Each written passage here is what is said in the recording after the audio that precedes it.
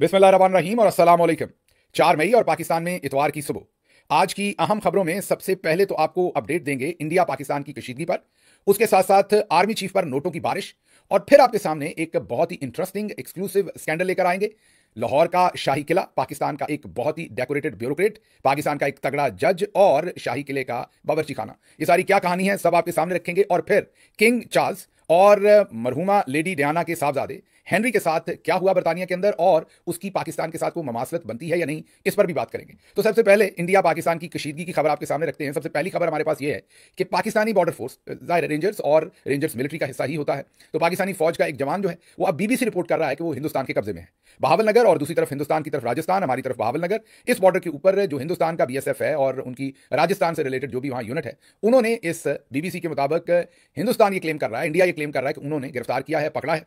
और कुछ social media पर आजाद जरा ये कह रहे हैं कि पकड़ा नहीं है, उन्होंने इस तरफ आके इस रेंजर्स के जवान को अगवा किया है। अभी तक पाकिस्तान की तरफ से इस पर किसी किस्म का कोई रिस्पांस नहीं आया। कम से कम इस खबर को आए हुए 15-16 घंटे हो गए हैं, आना चाहिए था। नालायकी है हमारी, शदीद नालायकी है। जो भी हुआ है इसके बारे में लोगों को पता होना चाहिए था, और पहले 2 घंटे के अंदर ही हमारा रिस्पांस होना चाहिए था। अगर यह खबर झूठी है तब भी, अगर सच्ची है और इधर से आके अगवा किया है तब भी, इधर से नहीं तो हमारा बंदा गलती से उधर चला गया था तो तब भी। इससे पहले याद कीजिए कि एक इंडियन जो बॉर्डर फोर्स का एहलकार था वो इससे पहले ही पाकिस्तान की तहवील में है, कब्जे में है, और वो चंद दिन पहले उसने बॉर्डर क्रॉस किया था। अब इस पर मैंने जैसे आपको कहा कि इंडिया की तरफ से तो रिस्पॉन्स आया था, इस तरफ से अभी रिस्पॉन्स नहीं है। देखते हैं इस मामले के ऊपर क्या होता है आगे।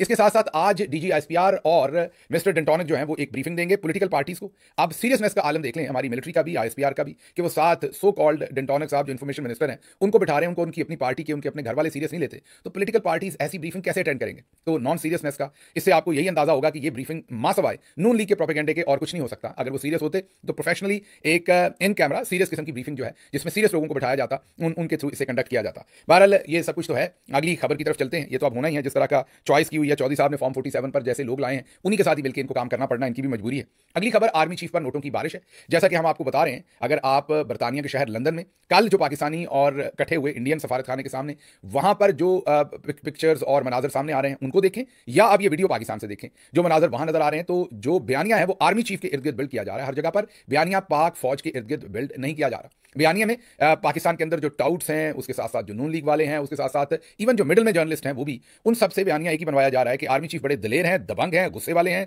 किसी को नहीं छोड़ते, किसी को नहीं बख्शते, इसलिए इंडिया उनसे डर गया है। ये पाकिस्तान के अंदर बयानिया है। पाकिस्तान के बाहर भी उन्हीं की तस्वीर के साथ सारा कुछ चल रहा है, और ये नोटों की बारिश भी उन्हीं के ऊपर हो रही है, विच मीन्स के इस सारे क्राइसिस में से एक अच्छी पीआर, जैसे शुक्रिया राहील शरीफ, एक पीआर जो है वो जनरेट की गई थी, इसी तरह की एक पीआर जो है वो जनरेट करने की कोशिश की जा रही है। पब्लिक रिलेशनिंग, आर्मी चीफ का इमेज, उनका पर्सोना, उनका ब्रांड बिल्ड करने की कोशिश की जा रही है सारी चीज में। और वो बाहर जो करवाए जा रहे हैं जो प्रोटेस्ट, और जो पाकिस्तान के अंदर खबरें लगवाई जा रही हैं, तज्जिए करवाए जा रहे हैं, और अब ऐसी फुटेज आ रही हैं, ये सब कुछ अपने ताई आपको बहुत कुछ बताती हैं, और ये भी बताती हैं कि जंग को लेके हमारा ओवरऑल जो बिहेवियर है या जो हम जंग में से निकालना चाहते हैं वो भी आपको समझ आ रहा होगा।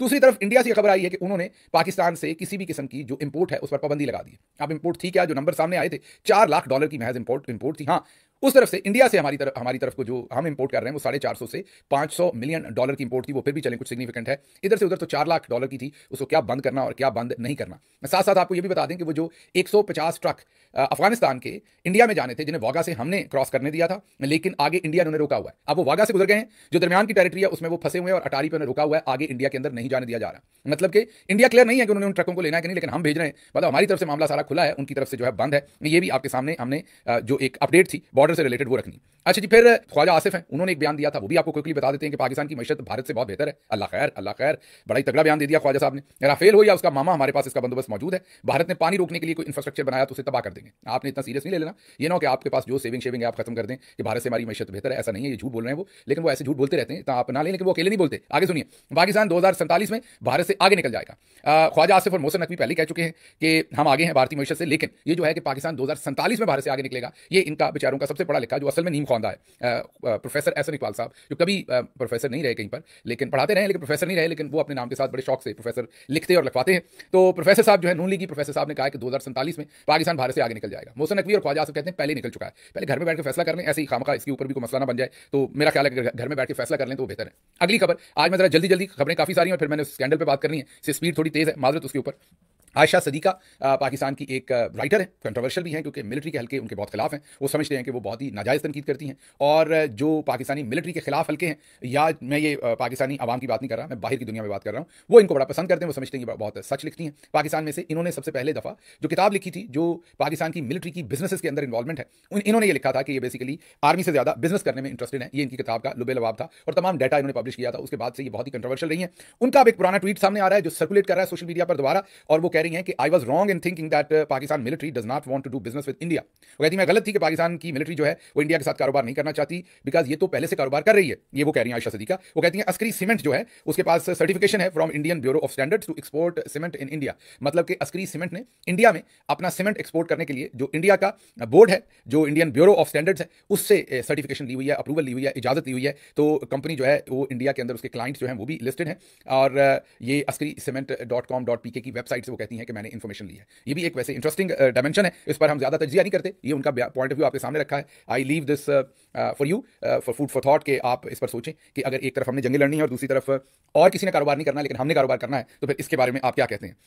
अच्छा जी, एक खबर 24 न्यूज़ कह रही है कि जो पाकिस्तानी हैं वहाँ पर कोई गालिबन 50-60 के करीब पाकिस्तानी हैं, 64 कोई कहता है, वो जेलों में है इंडिया में, और अब पाकिस्तान की तरफ से इस चीज़ का खदशा है कि उन्हें कहीं कत्ल करके खुद से ही, और फिर ये ना कहा जाए कि ये वो दहशतगर्द थे, जेलों में से निकाल के उन्हें कत्ल कर दिया जाए और कहा जाए कि ये वो दहशतगर्द थे और मुकाबले में मारे गए, तो एक फॉल्स फ्लैग अगले ऑपरेशन की तैयारी है। ये यहाँ से पहले ही खदशा, मेरा नहीं ख्याल कि इनके पास कोई इन्फॉर्मेशन होगी, इनको ये पता होगा कि वहाँ 64 या 60 हमारे जो लोग हैं जो जेलों में हैं, तो इन्होंने एक खबर इसके ऊपर दी है ताकि अगर वो कुछ करें भी तो हम प्रियम्प्ट कर दें, लेकिन मेरा नहीं ख्याल कि यहाँ पर किसी किस्म की कोई इन्फॉर्मेशन इस रिलेटेड हमारे पास होगी। अगली खबर जी, आखिरकार नवाज शरीफ साहब ने अपना कोमा तोड़ा है और बोले हैं, और वो बोले हैं ट्विटर के ऊपर, और उन्होंने ट्वीट किया है। अब आप सोचते होंगे कि उन्होंने इंडिया पर ट्वीट किया है, कुछ और नहीं। उन्होंने ये ट्वीट किया है, सेनेटर साजिद मीर साहब का इंतकाल हुआ है, बहुत करीब रहे सारी उम्र वो नून लीग के, उनका इंतकाल हुआ है। हमारी तरफ से भी उनके खानदान के साथ मगफरत दुआएं, अल्लाह उनके दर्जात बुलंद करे, उनकी मगफरत करे। और नवाज शरीफ साहब ने खुदा खुदा करके ट्वीट किया है, आखिरकार इस सारे अरसे में वो खामोश रहे हैं, और उन्होंने इनकी इस रहलत पर एक सोगवारी का जो है वो ट्वीट किया है। लेकिन बाकी सब कुछ जो हुआ है इंडिया पाकिस्तान, उस पर वो बिल्कुल खामोश है, बर्फ में लगे हुए हैं, गुंगे बने हुए हैं, बिल्कुल वो बात नहीं कर रहे। लेकिन इस पर उन्होंने बात किया। चलते चलते, हमारे यहाँ वैसे रिवाज नहीं है, कोई वफात पा जाए तो उनके लिए अच्छे अल्फाज ही कहे जाते हैं, हम भी कहते हैं, कोई ऐसी बात नहीं। लेकिन सेनेटर साजिद मीर साहब की जो पॉलिटिक्स है वो तो हमेशा मेरे ख्याल में पाकिस्तान के नुकसान की साइड पर ही खड़े रहे, सारी उम्र नवाज शरीफ के साथ ही खड़े रहे। याद कीजिए कि मेरे ख्याल में, अगर मैं गलत नहीं तो यही वो शख्सियत थी जिन्होंने जनरल बाजवा के मजहब के बारे में भी बहुत ही एक चुपता हुआ सवाल कर दिया था, और उस पर जनरल बाजवा बहुत परेशान हुए थे। मैं ये आपको कंफर्म कर सकता हूँ, भागते हुए former prime minister Imran Khan के पास आए थे और बताया था कि मेरे पे बहुत बड़ा फतवा दे दिया, मेरा क्या बनेगा, बहुत परेशान थे वो। और उसके बाद खान साहब ने स्टेटमेंट दी थी, और फिर पूरा एक वो नैरेटिव बना था, जिसमें फिर जनरल बाजवा साहब को इसमें से निकाला गया था, और जनरल बाजवा साहब ने मेरा ख्याल साजिद मीर साहब के साथ भी कोई फिर लैक्स की थी, और बाद में साजिद मीर साहब ने अपनी उस स्टेटमेंट से विड्रॉ कर लिया था, और उन्होंने सपोर्ट कर दिया था बाजवा साहब को डायरेक्टली इनडायरेक्टली। तो अब उनकी वफात हुई है, और आखिरकार नवाज शरीफ साहब जो हैं वो खुदा खुदा करके बोले हैं। अच्छा जी, एक तरफ तो हम आपके सामने रख रहे हैं ओवरसीज पाकिस्तानी जिनका कन्वेंशन किया गया था इस्लामाबाद के अंदर, उनको बुला के कहा गया आप हमारा फखर हैं, एसेट हैं, एक तरफ उन्हें इंतशारी टोला और पता नहीं क्या कुछ कहा जाता है। अब इंफॉर्मेशन ये आ रही है कि 3500 ओवरसीज पाकिस्तानी जो हैं वो अपना नेशनल स्टेटस वेरिफिकेशन, पासपोर्ट वगैरह लेने के लिए या आईडी कार्ड लेने के लिए उन्होंने दरखास्तें दे रखी हैं। ये ओवरसीज पाकिस्तानी है, और उनका नेशनल स्टेटस वेरिफिकेशन जो है वो पेंडिंग है। ये पेंडिंग है आईएसआई के साथ, आईबी के साथ और एमआई के साथ। अब ये क्यों पेंडिंग है? कई कई महीनों से पेंडिंग है, 15 महीने से ज्यादा हो गए हैं इनका स्टेटस जो है वो पेंडिंग है। उन्हें क्लियरेंस नहीं दे रहे इन ओवरसीज पाकिस्तानियों को कि इनको शनाख्ती कार्ड मिल जाए, इन्हें पासपोर्ट मिल जाए। और वजह यही है कि शायद उनमें से बहुत सारे लोग केपी, बलूचिस्तान और दूसरे इलाकों से, और उनके पासपोर्ट लटकाए हुए हैं। ये मेरा ख्याल अच्छा सलूक नहीं है। आपने उन्हें देने तब भी, नहीं देने तब भी उनको इन्फॉर्म करना चाहिए, और वक्त के ऊपर ये सारी चीजें उनके हवाले करनी चाहिए।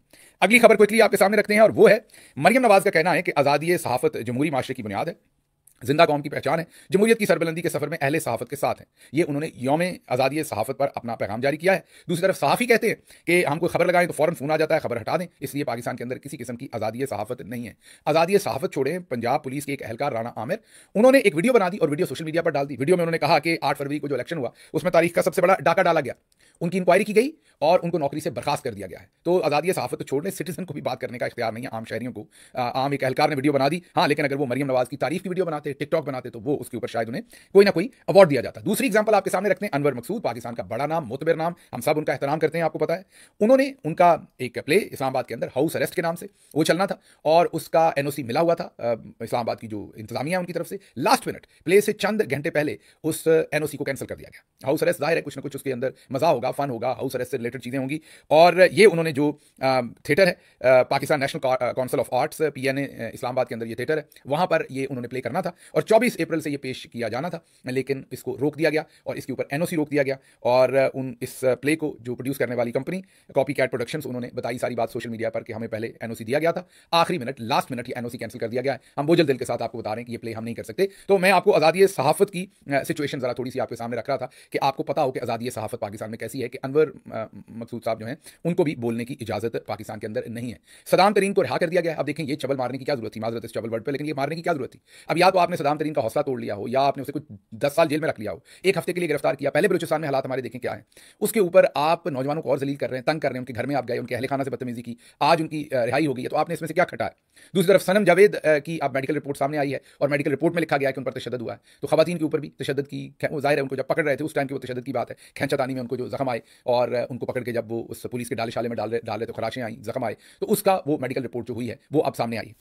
अच्छा जी, अगली खबर जो आपके सामने हम रखेंगे, मैंने फिर इस पर जाना है, ये जो स्कैंडल आपके सामने बड़ा स्कैंडल है वो रखते हैं, इंटरेस्टिंग कहानी है वो। उससे पहले प्रिंस हैरी, आपको पता है कि लेडी डियाना और मरहुमा और आज के किंग चार्ल्स, उनके बेटे, छोटे वाले बेटे प्रिंस हैरी, उन्होंने अमेरिका में एक आर्टिस्ट के साथ उन्होंने शादी की और उन्होंने शायद मियाँ बीवी ने बाद में डिसाइड किया कि हमने अमेरिका में रहना है और हमने रॉयल फैमिली के अंदर नहीं रहना। सीनियर वर्किंग रॉयल का स्टेटस होता है जो भी रॉयल फैमिली में रहता है और जिम्मेदारियां पूरी करता है। उन्होंने कहा कि हमने नॉन वर्किंग रॉयल बनना है, हमने सीनियर वर्किंग रॉयल के स्टेटस पे नहीं रहना। जैसे ही वो नॉन वर्किंग रॉयल बने, रॉयल फैमिली से बाहर निकले, तो उनकी जो सिक्योरिटी थी जो बर्तानिया के टैक्स पेयर के पैसे से मिलती है वो खत्म कर दी गई। अब ये सिक्योरिटी की बात अमेरिका में नहीं हो रही, वो तो अमेरिका में रहते हैं, जब वो बर्तानिया आएंगे या बर्तानिया में रहेंगे तो उन्हें अब सीनियर रॉयल या सीनियर वर्किंग रॉयल का जो स्टेटस है, जिनके पास जो रॉयल फैमिली की जिम्मेदारियां पूरी करते हैं, हिस्सा है रॉयल फैमिली का, उनके मुताबिक सिक्योरिटी नहीं दी जाएगी, बल्कि उन्हें अब बहुत ही लाइक नॉर्मल ट्रीट किया जाएगा, रॉयल फैमिली के गेस्ट के तौर पर कह लें या नॉन वर्किंग रॉयल के तौर पर। वो ये केस लेकर बर्तानिया की अदालत में गए। बर्तानिया की अदालत ने इस केस को सुना और उन्होंने कहा कि नहीं भाई साहब, आपके ऊपर टैक्स पेयर का पैसा नहीं लग सकता क्योंकि आप रॉयल रिस्पॉन्सिबिलिटीज पूरी नहीं कर रहे, आप फैमिली से बाहर हो गए। उन्होंने कहा मैं अभी भी इंपॉर्टेंट शख्सियत हूँ, मुझे लोग जानते हैं, तो मेरी जान को खतरा हो सकता है, मुझे टारगेट किया जा सकता है, तो मुझे सिक्योरिटी दी जाए। उन्होंने कहा वो आप अपने पैसों से अरेंज करें, आपको सरकार की सिक्योरिटी नहीं दी जाएगी। उन्हें ये फैसला पसंद नहीं आया, वो ये अपील लेकर ऊपर वाली कोर्ट, जो कोर्ट्स ऑफ अपील है उसके अंदर चले गए। वहां पर उन्होंने मुकदमा किया और वहां पर भी अब जज ने मुकदमा उनके खिलाफ फैसला दे दिया है और उन्हें कहा है कि नहीं, आपको बर्तानिया के टैक्स पेयर के पैसे से सिक्योरिटी नहीं दी जा सकती, आप अपनी सिक्योरिटी का बंदोबस्त खुद करें।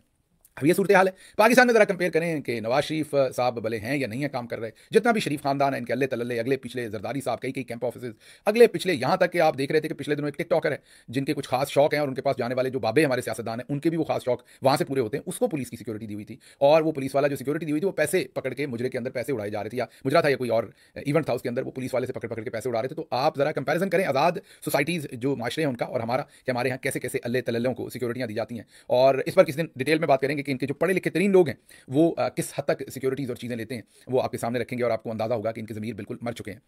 अब आते हैं आज के स्कैंडल की तरफ, जो मैंने आपको बताया था कि मैं आपके सामने तफसील के साथ रखूंगा। ये सबसे पहले ये स्कैंडल मेरे सामने आया था जब हमारी हुकूमत थी। कामरान लशारी एक बहुत ही सीनियर ब्यूरोक्रेट हैं, बहुत ही डेकोरेटेड इन अ सेंस कि उनको बहुत ही लुक्रेटिव पोस्ट मिली। वो पहले ब्यूरोक्रेसी में तो रहे, डीएमजी के ऑफिसर हैं, उसके बाद वो सीडीए के कैपिटल डेवलपमेंट अथॉरिटी के चेयरमैन रहे। बहुत ही लुक्रेटिव पोस्ट होती है, बहुत पैसा इन्वॉल्व होता है उसमें। उसके बाद उनको रिटायर हुए, मेरा ख्याल है अगर मैं गलत नहीं हूं तो 15-20 साल हो गए होंगे, या चले कम हुए होंगे, लेकिन 10-12 साल तो कम से कम उन्हें रिटायर हुए, लेकिन उन्हें मल्टीपल एक्सटेंशन मिली रिटायरमेंट के बाद भी, उन्हें रूल्स मिले। फिर एक लाहौर में शायद उनके लिए या उन जैसे अफसरान के लिए एक वेल क्राफ्टेड, एक जैसे आप स्टिच करवाते हैं ना अपने लिए टेलर मेड जाकर सूट, वैसी टेलर मेड पोजीशन बनी, एक वॉल सिटी लाहौर एक अथॉरिटी बनी, जिसका काम यह था कि उन्होंने जो लाहौर के जो शाही किला है और जो लाहौर का कल्चर है, जो अंदरून लाहौर पुराना शाही किले के इर्द गिर्द जगह है, उसको उन्होंने डेकोरेट करना है, उसको रिस्टोर करना है, उसके अंदर लोगों को तोड़फोड़ नहीं करने देनी, उसकी खूबसूरती और उसकी जो उसको प्रिजर्व करना है, आप ये कह लें कि जो पुराना हमारे पास विरसा है उसको बचा कर रखना है। इसमें कोई शक नहीं कि उस अथॉरिटी ने काम भी अच्छा किया, उसमें कामरान लशारी साहब का भी जरूर कंट्रीब्यूशन होगा, तो उनको भी उसका क्रेडिट जाता है और हम उसका उन्हें भी क्रेडिट देते हैं। लेकिन अब आते हैं स्कैंडल की तरफ। 2019 में हमारी हुकूमत थी, एक बहुत बड़ी बिजनेस फैमिली है, उनकी बेटी की शादी थी, उस बेटी की शादी को शाही किले के अंदर रखा गया। मैं उस वक्त पंजाब में सर्व कर रहा था, चीफ मिनिस्टर पंजाब के साथ, और हमारे पास अगले दिन जब मीडिया में रिपोर्ट्स आई और तरथली पड़ गई और सारा मीडिया पड़ गया कि वहां पर वो शादी की गई शाही किले के अंदर, और उसके अंदर शाही जो बावर्ची खाना है, शाही किला था, किले के अंदर जो शाही किचन था, जिनको जाहिर है प्रिजर्व करना है, वहां पर कुकिंग शुकिंग नहीं हो सकती ना, आप उसे प्रिजर्व करके रखेंगे तभी टूरिस्ट को आएगा। उसके और फिर जब ये शादियां होती हैं उसके अंदर क्या कुछ होता है, नुकसान पहुंचाया जाता है उन तमाम चीज़ों को, तो इसकी इजाज़त इस तरीके से तो दी नहीं जा सकती। लेकिन बहरहाल वो हुआ, स्कैंडल बना, हमने उसके ऊपर जो भी खैंचतानी कर सकते थे वो की, और ये प्रॉमिस किया गया कि ये काम दोबारा नहीं होगा।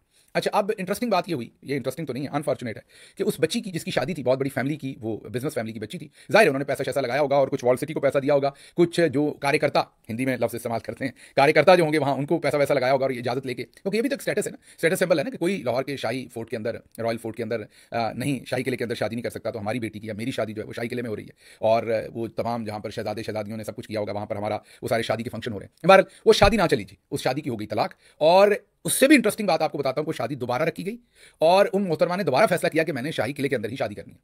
अब जब सेकंड टाइम वो शादी रखी गई तो वो अब की बात है, अभी पिछले चंद महीने की बात आप कह लें। वो शादी दोबारा रखी गई तो उस शादी के ऊपर मेहमानों को बुलाया गया, कार्ड छपे, वो बड़े रॉयल किस्म के ही कार्ड छपे सारे, वो ऐसे ही लग रहा था कोई मुगल दरबार ही आपके लिए लेके आया है।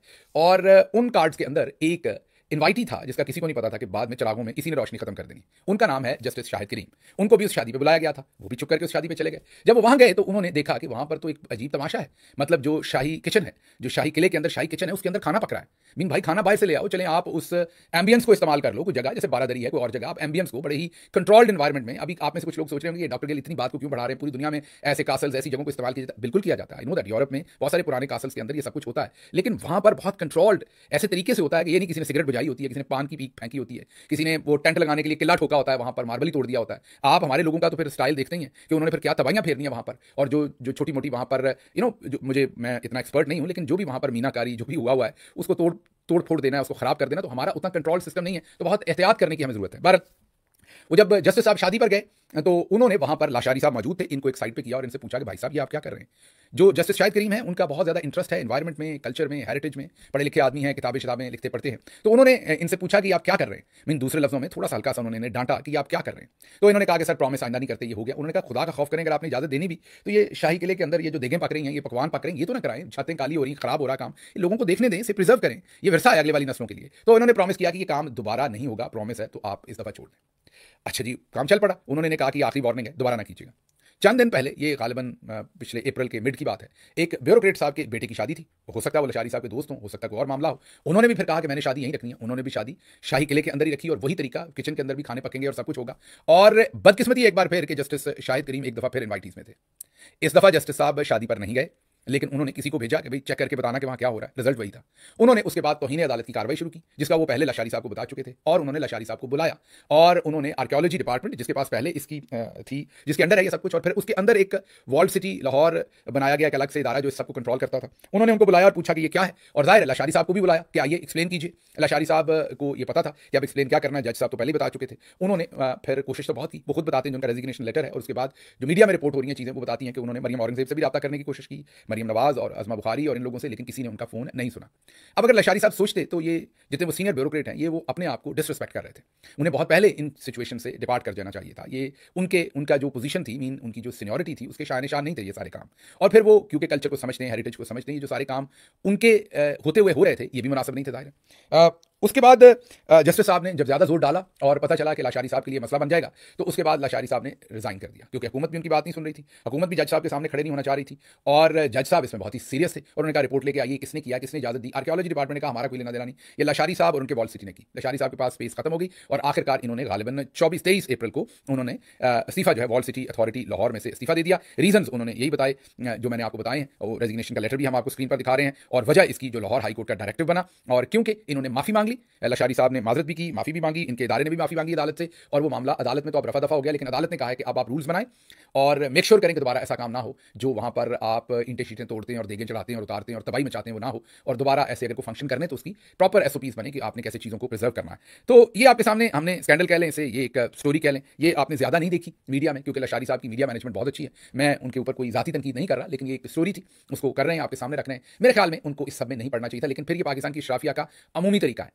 लाशारी साहब ज़हीन आदमी है, लेकिन उनके बारे में तासर यह है कि उन्होंने बहुत ही दबा के जो है वो काम किया हुआ है। अब मैं इतना ही कह सकता हूं, इससे ज्यादा नहीं कह सकता, कि उन्होंने दबा के काम किया हुआ है सारी उम्र। जहां जहां वो काम कर सकते थे, उन्होंने जितनी कैलोरीज वो बर्न कर सकते थे उतनी उन्होंने दबा के की हुई है। और वो भी आप ब्यूरोक्रेसी के छोटे से नवाज शरीफ ही समझे, वो भी हैं अपनी जगह के ऊपर, उन्होंने भी कसर कोई नहीं छोड़ी हुई। तो अब इसमें मेरे ख्याल में ये आखिर पर जाते हुए विरसे के लिए जहां उन्होंने अच्छा काम भी किया हुआ है, इसमें कोई शक नहीं, उन्हें ऐसे कामों के अंदर इंडल्ज नहीं होना चाहिए था। लेकिन बहरहाल ये हुआ, और इसी तरह से वहां पर तोड़फोड़ भी आजकल की जा रही है, क्योंकि दूसरी तरफ ये शीशेदा कार है लोहारा देहातिज, वो आपने एक शेर सुना था कि पाकिस्तान शीशेदा कार है लोहारा देहातिज, वो काम बना हुआ है कि दूसरी तरफ वो सड़कें निकालनी है, उन्होंने कोई ट्रेन बनानी है, वो तोड़फोड़ कर रहे हैं। तो पता नहीं हर शाख पे उल्लू बैठा है, अंजाम गुलिस्तान क्या होगा। जाने से पहले हारून रशीद साहब हैं, विंग कमांडर रहे एयरफोर्स में, उन्होंने हमें बड़ी डिटेल्ड, उन्होंने कहा कि मैं अमेरिका में रहता हूं इसलिए मुझे आजादी है बात करने की, हमें डिटेल्ड ईमेल भी की है, और उन्होंने अपना ओपिनियन भी दिया है जो रेडार जैमिंग के ऊपर, कि पिछले दिनों राफेल तैयारों को कैसे जैम किया। तो उन्होंने कहा कि ये हम दोनों साइडें करते हैं, इंडिया भी करता है, हम भी करते हैं, तो ये कोई इतनी आउट ऑफ द बॉक्स चीज़ नहीं है, ये हमेशा ही होता है, इस दफा भी हुआ है। और ये जब भी जंग लगती है तो 3 डिफरेंट स्टेजेस हैं, उन्होंने बताया कम्युनिकेशन को, नेविगेशन को, या रडार सिस्टम को ये हम जैमिंग करते हैं, और पहले भी करते हैं, अब भी करते हैं, और दोनों साइड्स ही ये कोशिश करती हैं। इसके साथ ही मुझे दीजिए यहाँ से इजाजत। अल्लाह आपका हामी नासिर हो। पाकिस्तान जिंदाबाद।